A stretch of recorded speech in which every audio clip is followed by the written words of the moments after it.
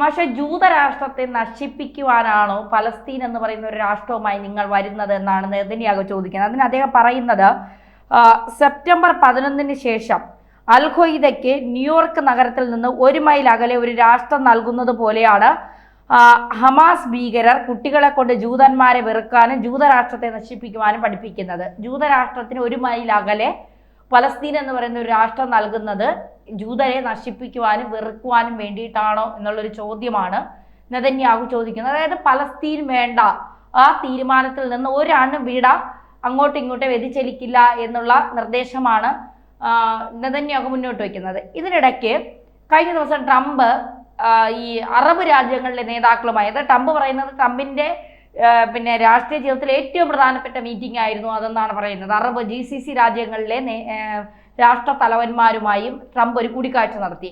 അതിൽ ഈ പലസ്തീൻ രാജ്യത്തെക്കുറിച്ചാണോ സംസാരിച്ചത് എന്നറിയില്ല. എങ്കിൽ പോലും ട്രംപ് ഒരു സൈഡിൽ കൂടി ഇസ്രായേലിനൊപ്പം നിൽക്കുന്നു എന്ന് പറയുന്നു, പലസ്തീനൊപ്പം നിൽക്കുകയും ചെയ്യുന്നു. അപ്പോൾ പലസ്തീൻ വേണ്ട എന്ന് ഇസ്രായേൽ പറയുമ്പോൾ ഇസ്രായേൽ അവിടെ ഒറ്റപ്പെടുകയാണോ ചെയ്യുന്നത്? ഇസ്രായേൽ ഒറ്റപ്പെടുകയാണോ ചോദിച്ചാൽ അതിനൊരു പ്രസക്തിയില്ല. കാരണം എന്ന് വെച്ചാൽ ഒറ്റയ്ക്ക് ഇസ്രായേലിന് ഇഷ്ടമുള്ള കാര്യങ്ങൾ ചെയ്തുകൊണ്ടിരിക്കുകയാണ്. അവിടെ ഒറ്റപ്പെടലിൻ്റെ പ്രശ്നം അവർക്കില്ല. അമേരിക്കയുടെ സഹായം അവർക്കുണ്ടാകും എന്നത് അവരുടെ ആത്മവിശ്വാസമാണ്, അവരുടെ ഉറപ്പാണ്. ട്രംപ് ഇടക്ക് മാറി സംസാരിച്ചു എന്നുള്ളതിൻ്റെ പേരിൽ ഇസ്രായേലിന് ഒറ്റപ്പെട്ട ഒരു ഫീൽ ഉണ്ടാവും എന്ന് ഞാൻ കരുതുന്നില്ല. കാരണം ഇതൊക്കെ അവർ പ്രതീക്ഷിച്ച് തന്നെയാണ് ഈ കാര്യങ്ങൾ ചെയ്തുകൊണ്ടിരിക്കുന്നത്. പക്ഷേ ഇവിടെ ഇസ്രായേലിൻ്റെ നിലപാടെന്ന് പറയുന്നത് ആരെതിർത്താലും പലസ്തീൻ എന്ന് പറയുന്നത് ഈ ഭൂമുഖത്ത് പാടില്ല, പലസ്തീനെ തുടച്ചു മാറ്റും എന്നുള്ള അഭിപ്രായമാണ് അവർക്കുള്ളത്. അതിൽ നിന്നൊരു മാറും എന്ന് നമുക്ക് കരുതാൻ കഴിയില്ല. കാരണം ആരും അവരെ സഹായിച്ചില്ലെങ്കിൽ പോലും അവർക്ക് നടപ്പിലാക്കാൻ കഴിയുന്ന തരത്തിൽ ഒരു പൊളിറ്റിക്കൽ ഷെനാരിയോ രൂപപ്പെട്ട് കഴിഞ്ഞിരിക്കുകയാണ് ചെയ്യുന്നത്. കാരണം എല്ലാ ദിവസവും അവിടെ ഗസയിൽ കുഞ്ഞുങ്ങളെ കൂട്ടക്കുരുതി നടത്തുന്ന പ്രക്രിയ നടന്നുകൊണ്ടിരിക്കുകയാണ്. ആരെങ്കിലും അതിനെ എതിർക്കുന്നുണ്ടോ? ആരും എതിർക്കുന്നില്ല. ഒറ്റപ്പെട്ടെന്ന് പറഞ്ഞാൽ എന്തിൻ്റെ അടിസ്ഥാനത്തിലാണ് പിന്നെ? ഒറ്റപ്പെടണം എന്നുണ്ടെങ്കിൽ അവരെ എതിർക്കുകയും അവർക്കെതിരെ ഉപരോധം തീർക്കുകയും അവരെ പ്രതിക്കൂട്ടിലാക്കാൻ പറ്റുന്ന തരത്തിലുള്ള പ്രവർത്തനങ്ങൾ ആരംഭിക്കുകയും ചെയ്യണം. അതിനാരുണ്ട്? അതിനാരുമില്ല. അതുകൊണ്ട് ഇസ്രായേൽ ഒറ്റപ്പെടുന്നില്ല. പക്ഷേ ഇസ്രായേൽ ഒറ്റക്കാണ് ഇതെല്ലാം ചെയ്യുന്നത്. അതാണ് നമുക്ക് അതിനകത്ത് വിലയിരുത്താനായിട്ട് കഴിയുള്ളൂ. അവരുടെ ലക്ഷ്യം ഒരു കാരണവശാലും അവരെ ഉപേക്ഷിക്കും എന്ന് നമ്മൾ കരുതുന്നതിൽ അർത്ഥമില്ല. പലസ്തീൻ വേണ്ട എന്നുള്ളതാണ് അവരുടെ തീരുമാനം. ഒരു കാരണം ആ പലസ്തീൻ രാഷ്ട്രം, പലസ്തീൻ്റെ ഗസ എന്ന് പറയുന്ന പ്രദേശം മുഴുവനും ഇപ്പോൾ മനുഷ്യരില്ല. അവിടെയുള്ള എല്ലാ കെട്ടിടങ്ങളും ഇടിച്ച് തകർത്ത് തരിപ്പണായി കഴിഞ്ഞിരിക്കുകയാണ് ചെയ്യുന്നത്. പിന്നെ എവിടെയെങ്കിലുമൊക്കെ വല്ല പോടുകളിൽ കഴിയുന്ന ആളുകൾ മാത്രമാണുള്ളത്. അതൊരു രാഷ്ട്രമായിട്ട് എങ്ങനെ മാറും? ഒരിക്കലും മാറില്ല. രാഷ്ട്രം, പലസ്തീൻ രാഷ്ട്രം അവിടെ ഉണ്ടാവണമെങ്കിൽ അതിൻ്റെ പുനർനിർമ്മാണം വേണം. പുനർനിർമ്മാണത്തിന് കോടിക്കണക്കിന് രൂപയുടെ പണം ആവശ്യമാണ്. അത് ആരും കൊടുക്കാൻ തയ്യാറാകും. അപ്പോൾ നിരന്തരം ശത്രുതാപരമായിട്ടുള്ള സമീപനം നിലനിർത്തി പലസ്തീൻ എന്ന് പറയുന്ന ഒരു രാഷ്ട്രം വേണ്ട എന്ന തീരുമാനത്തിൽ ഇസ്രായേൽ ഉറച്ചു നിൽക്കുകയും ഇസ്രായേൽ വംശഹത്യ നടത്തുകയും ചെയ്യണം. ഒരു തർക്കമില്ല. ആ വംശഹത്യ സമ്പൂർണ്ണമായിട്ട് നടപ്പിലാക്കി പലസ്തീനെ തുടച്ചു മാറ്റി ഇസ്രായേലിൻ്റെ 1 മൈൽ ദൂരത്ത് പോലും, അല്ലേ, 1 മൈൽ ദൂരം എന്നവർ പറയുന്നത് വളരെ പ്രാസത്തോട് പറയുന്ന പോലെ നമ്മൾ കണക്കാക്കിയാൽ മതി. സെപ്റ്റംബർ 11 അമേരിക്ക തീവ്രവാദ ആക്രമണത്തിൻ്റെ ഫലമായിട്ട് നിരവധി ആളുകൾ മരിച്ചു. അതിന് 1 മൈൽ അപ്പുറത്ത് തീവ്രവാദികൾക്ക് സ്കൂൾ തുറക്കുന്നതിന് തുല്യമായിരിക്കും ഇസ്രായേലിൻ്റെ തൊട്ടടുത്തൊരു പലസ്തീൻ എന്ന് പറയുന്ന രാഷ്ട്രം തുറക്കുന്നത് എന്നാണ് നെതന്യാഹു പറഞ്ഞുകൊണ്ടിരിക്കുന്നത്. അയാൾ അതിൽ നിന്ന് മാറും എന്ന് ഞാൻ കണക്കാക്കുന്നില്ല. അതങ്ങനെ തന്നെയായിരിക്കും പോകുന്നത്. പക്ഷേ ലോക ജനതയുടെ മുന്നിൽ എപ്പോഴും ഉയർന്നു നിൽക്കുന്ന ചോദ്യം, പലസ്തീനിലുണ്ടായിരുന്നതായിട്ടുള്ള ജനങ്ങൾ, ലക്ഷക്കണക്കിന് ജനങ്ങൾ, അവരെവിടെ പോകും? അവരെ ആരും സ്വീകരിക്കും? ആരും സ്വീകരിക്കാൻ തയ്യാറാവില്ല. അപ്പോൾ അവർ അവിടെ കിടന്ന് മരിച്ചു പോകേണ്ട ഒരു പുതിയ പ്രതിഭാസം, പുതിയൊരു ഫിനോമിനൻ ലോകത്തിൻ്റെ മുന്നിൽ ഉയർന്നു വരുന്നു എന്നാണ് എനിക്ക് തോന്നുന്നത്.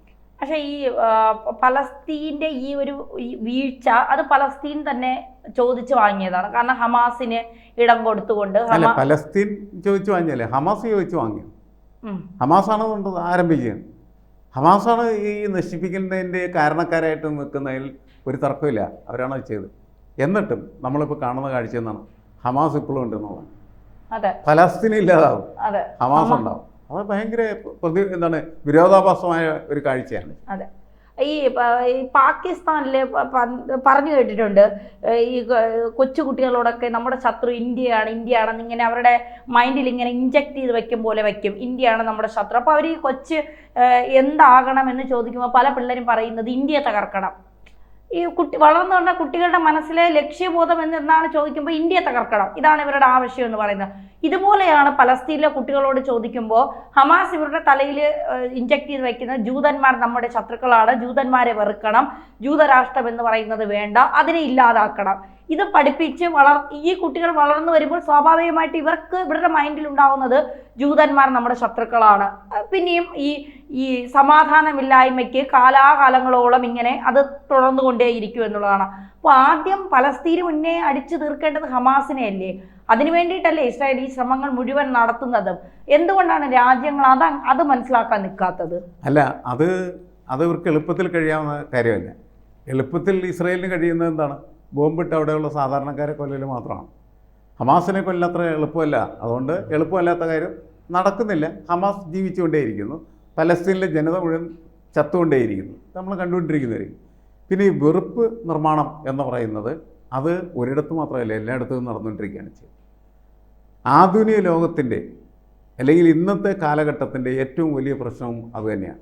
ഇപ്പോൾ പാകിസ്ഥാൻ ഇന്ത്യക്ക് എതിരെ അല്ലെങ്കിൽ പാകിസ്ഥാനിലെ മുസ്ലിം കുട്ടികളെ മുഴുവനും ഇന്ത്യ വിരുദ്ധരാക്കി രൂപപ്പെടുത്തിയെടുക്കുന്നത് പോലെ തന്നെ ഇന്ത്യയും പാകിസ്ഥാനെ എന്ത് ചെയ്യുന്നുണ്ട്? പാകിസ്ഥാനെ നമ്മളുടെ വിരുദ്ധ ശക്തിയായിട്ട് നമ്മൾ കണക്കാക്കുന്നുണ്ട്. നമ്മുടെ കുട്ടികളും അങ്ങനെയാണ് വളർന്നു വരുന്നത്. പക്ഷേ അവർ ചെയ്യുന്ന പോലെ തീവ്രമായ ഭ്രാന്തമായ രീതിയിൽ അത് ചെയ്യുന്നില്ല എന്ന് മാത്രമല്ല, നമ്മളുടെ ഒരു ശത്രു എന്ന നിലയ്ക്ക് ഇത് മാറണമെങ്കിൽ എന്ത് വേണം? ഇത് മാറണമെങ്കിൽ ഇന്ത്യയും പാകിസ്ഥാനും തമ്മിലുള്ള നയതന്ത്ര ബന്ധങ്ങൾ നന്നാവുകയും നമ്മൾ നല്ല സുഹൃത്തുക്കളായി മാറുകയും ചെയ്യണം. അതിനുള്ള സാധ്യത ഇല്ലാത്തടത്തോളം കാലം ഈ വെറുപ്പുൽപാദന ഫാക്ടറികൾ പ്രവർത്തിച്ചുകൊണ്ടേയിരിക്കും. ഇപ്പോൾ കുറച്ചു കാലം മുമ്പ് നമ്മൾ ചൈനയ്ക്കെതിരെ അതിശക്തമായിട്ട് വികാരം കേരളത്തിലും ഇന്ത്യയിലും ഒക്കെ രൂപപ്പെടുത്തി വരികയും അതിലൊക്കെ BJP സർക്കാരും BJP എന്ന് പറയുന്ന പാർട്ടിയും ശക്തമായിട്ടുള്ള രീതിയിൽ പ്രവർത്തിച്ചിരുന്നു എന്ന് നമുക്ക് കാണാം. കമ്മ്യൂണിസ്റ്റുകാർ കുറേ കാലങ്ങൾക്ക് മുമ്പ് എന്താ ചെയ്തുകൊണ്ടിരുന്നത്? ചൈന എന്ന് പറഞ്ഞിട്ടുണ്ടെങ്കിൽ അവരുടെ പ്രിയപ്പെട്ട ആളുകളാണ് എന്ന് കണക്കാക്കി ചൈന പ്രേമം കൊണ്ടുവരണം. ഇതൊക്കെ മാനസിക രോഗമാണ് ശരിക്കും പറഞ്ഞു കഴിഞ്ഞാൽ. ഏത് പാർട്ടി അത് ചെയ്യുന്നു എന്ന് ഉള്ളത് പ്രശ്നമല്ല, ഇത്തരത്തിലുള്ള വെറുപ്പുൽപാദനം. ഇപ്പോൾ അങ്ങനെ ചൈനയോട് പ്രേമം വന്നപ്പോഴാണല്ലോ യഥാർത്ഥത്തിൽ വളരെ അസാധാരണമായിട്ടുള്ളൊരു ഡയലോഗ് ഒരു കാലത്ത് EM ശങ്കരൻ നമ്പൂതിരിപ്പാട് പറഞ്ഞത് ഓർമ്മയില്ലേ? ഇന്ത്യ ചൈന യുദ്ധം നടക്കുന്ന സമയത്ത് ഇന്ത്യ ഇന്ത്യയുടേതെന്നും ചൈന ചൈനയുടേതെന്നും പറയുന്ന സ്ഥലം എന്ന് പറയുന്നൊരു പ്രയോഗം അദ്ദേഹത്തിൽ വരാനുള്ള പ്രധാനപ്പെട്ട കാരണം അതാണ്. അതിന് പകരമായിട്ട് അദ്ദേഹം ഇന്ത്യക്കൊപ്പം നിന്ന് മാത്രം ചിന്തിക്കുന്ന മനസ്സുമായിട്ട് പറഞ്ഞിരുന്നെങ്കിൽ അത് ഇന്ത്യയുടെ സ്ഥലമാണ്, ഇന്ത്യയുടെ സ്ഥലം ചൈന കയ്യേറി എന്ന് പറയുമായിരുന്നു. മനസ്സിലായി? ഇത് ഒരു പ്രതിഭാസമാണ്, ലോകത്തെല്ലായിടത്തും നിലനിൽക്കുന്ന ഒരു കാര്യമാണ്. അങ്ങനെ ഉള്ള പ്രവർത്തനങ്ങളിൽ നിന്ന് മാറ്റം വരണമെങ്കിൽ ലോകത്തുള്ള രാഷ്ട്രങ്ങൾ തമ്മിലുള്ള സൗഹൃദങ്ങൾ വർദ്ധിച്ചേ പറ്റും. അപ്പോൾ നമ്മൾ വളരെ സ്നേഹത്തിൽ ഇപ്പോൾ നോക്കൂ, അമേരിക്കയും ഇന്ത്യയും തമ്മിലുള്ള ബന്ധത്തിൻ്റെ കാര്യത്തിൽ മോദി അമേരിക്കയിൽ പോയി അവിടെ ട്രംപിനെ കെട്ടിപ്പിടിച്ച കാലത്തൊക്കെ ഇവിടെ BJPയുമായി ബന്ധപ്പെട്ട് നിൽക്കുന്ന ആളുകളൊക്കെ എന്ത് ചെയ്തിരുന്നു? അമേരിക്കയെ സ്നേഹപൂർവ്വം കാണാനായിട്ട് ശ്രമിച്ചിരുന്നു. അതേസമയത്ത് കമ്മ്യൂണിസ്റ്റുകാരും ഇസ്ലാമിസ്റ്റുകളൊക്കെ എന്ത് ചെയ്യുന്നു? അമേരിക്കയെ ശത്രുതാപരമായിട്ട് കണ്ടു. ഇപ്പോൾ ട്രംപ് എന്ത് ചെയ്യുന്നു? നമുക്ക് ചുങ്കം ഏർപ്പെടുത്തി നമ്മളെ ശത്രു പോലെ കാണാൻ തുടങ്ങിയ സമയത്ത് BJP അനുയായികളൊക്കെ അതിശക്തമായിട്ട് അമേരിക്കൻ വിരുദ്ധരായിട്ട് മാറി. ഇങ്ങനെയൊന്നും മാറരുത് ശരിക്കും പറഞ്ഞാൽ ജനങ്ങൾ. ഇങ്ങനെ ജനങ്ങൾ മാറാതിരിക്കണമെങ്കിൽ, അതായത് നമുക്കറിയാം സ്ഥിരമായിട്ട് നമ്മൾ അമേരിക്കൻ വിരുദ്ധരായി നിൽക്കുന്നത്, അല്ലെങ്കിൽ അമേരിക്കൻ അനുകൂലികളായി നിൽക്കുന്നത്, കമ്മ്യൂണിസ്റ്റ് രാഷ്ട്രങ്ങളോട് ആഭിമുഖ്യം കാണിച്ച് ഇന്ത്യയിൽ ജീവിക്കുന്ന ആളുകൾ ചൈന പക്ഷപാതികളാകുന്നു. അതൊക്കെ തെറ്റാണ്. എല്ലാ രീതിയിലും നമ്മൾ പരിശോധിച്ചാൽ ഇങ്ങനെയുള്ള മാനസികമായിട്ടുള്ള രൂപപ്പെടലുകളാണ് അപകടകരമായിട്ടുള്ള ഒരു സിറ്റുവേഷൻ സൃഷ്ടിച്ചുകൊണ്ടിരിക്കുന്നത്. ഇതിന് ഒരു പരിഹാരമായിട്ട് എനിക്ക് എപ്പോഴും തോന്നുന്നത് ലോകരാഷ്ട്രങ്ങൾ തമ്മിലുള്ള നല്ല സൗഹൃദ ബന്ധങ്ങളും മാന്യമായിട്ടുള്ള പെരുമാറ്റങ്ങളും ആയിരിക്കണം. അങ്ങനെ പെരുമാറിയാൽ അതിൻ്റെ പാഠമാണ് പിന്നീട് രാഷ്ട്രത്തിലുള്ള ജനതയിലേക്ക് പകരുന്നത്. അതിൻ്റെ പ്രശ്നമാണ് ഇവിടെ നെതന്യാഹു നമ്മുടെ മുന്നിൽ വയ്ക്കുന്നത് എന്നുള്ള കാര്യം നമ്മൾ മനസ്സിലാക്കേണ്ടതാണ്. പക്ഷേ നെതന്യാഹു ഈ പറയുന്ന രീതിയിലുള്ള പ്രവൃത്തിയാണ് തുടർന്നു പോകുന്നതെങ്കിൽ അവരെങ്ങനെ ഇസ്രായേലിനോട് പൊറുക്കും ഈ ജനത? നിരന്തരമായിട്ട് കശാപ്പിയപ്പെട്ടുകൊണ്ടിരിക്കുന്നതായിട്ടുള്ള ഒരു ജനത എങ്ങനെയാണ് ഇസ്രായേലിനോട് പൊറുക്കുക? ഒരിക്കലും അവർ പൊറുക്കില്ല എന്നാണ് ഞാനും കണക്കാക്കുന്നത്. അപ്പോൾ ഇങ്ങനെയല്ല ഇത്തരം കാര്യങ്ങൾ കൈകാര്യം ചെയ്യേണ്ടതെന്നാണ് നമ്മൾ മനസ്സിലാക്കേണ്ടത്. ഹമാസിനെ ശരിപ്പെടുത്തണമെങ്കിൽ ഹമാസിനെ തന്നെയാണ് ശരിപ്പെടുത്തേണ്ടത്. പക്ഷേ അതിന് പകരം ആ ജനതയെ, പലസ്തീൻ ജനതയല്ല ഉന്മൂലനം ചെയ്യേണ്ടത്. ആ ഒരു പാഠം നെതന്യാഹുവും കൂടി പഠിക്കുന്നത് നല്ലതായിരിക്കും എന്നാണ് എനിക്ക് തോന്നുന്നത്.